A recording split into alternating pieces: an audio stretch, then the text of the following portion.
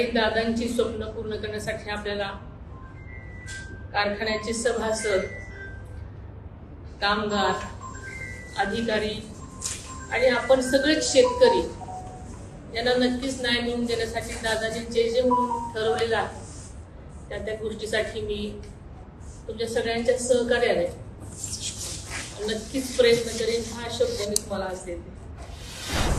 आज आपण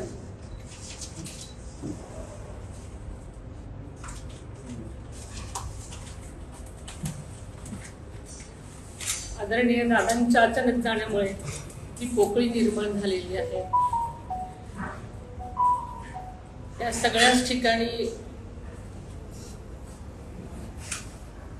आपण सगळ्यांच्या निर्णयामुळे जे चेअरमन पदाची निवडणूक होती त्यासाठीची आजची आपली ही बैठक आहे।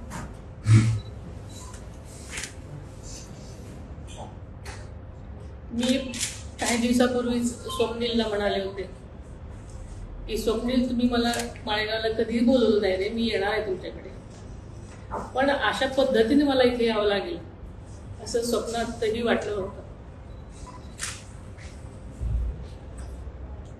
आदरणीय दादांचं माळेगाव कारखाना एक देशामध्ये अग्रगण्य साखर कारखान्याचे एक स्वप्न होते आणि त्या दृष्टीने त्यांची वाटचाल चालू होती।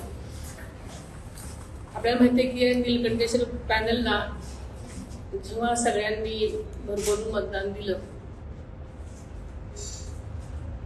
आपल्या सगळ्यांच्या सहकार्याने, आपल्या सरकारच्या कामामुळे आणि दादांची निष्ठा आणि दादांचं बारीक लक्ष प्रत्येकावर, त्यामुळे आपण सगळेजण या कारखान्यावर आल्यानंतर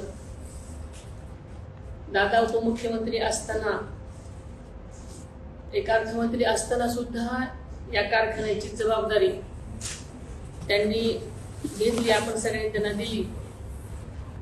त्यामागचं एकच कारण होतं की हा अत्यंत चांगला, सगळीकडे वाखाणलेला कारखाना देशामध्ये त्यांना एक नंबरचा आणायचा होता। त्यामागे अनेक त्यांच्या गोष्टी होत्या। त्यांनी चेअरमन झाल्यानंतर सुद्धा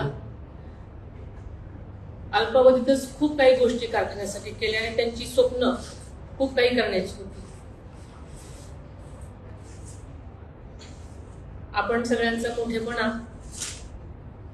की सगळ्यांनी दादांची ही जागा माझ्यासाठी म्हणून तुम्ही सगळ्यांनी दिली, त्याबद्दल सगळ्यांचं सुरुवातीला मी मनापासून आभार मानते। मला नक्कीच खात्री आहे की तुम्ही हा मोठेपणा दाखवलाय, याचं श्रेय सगळं तुम्हाला असलं तरी तेवढंच सहकार्य तुम्ही देणार आहात आणि दादांची स्वप्न पूर्ण करण्यासाठी आपल्याला कारखान्याचे सभासद, कामगार, अधिकारी आणि आपण सगळेच शेतकरी यांना नक्कीच न्याय मिळवून देण्यासाठी दादांनी जे जे म्हणून ठरवलेलं आहे त्या गोष्टीसाठी मी तुमच्या सगळ्यांच्या सहकार्याने नक्कीच प्रयत्न करेन हा शब्द मी तुम्हाला आज देते।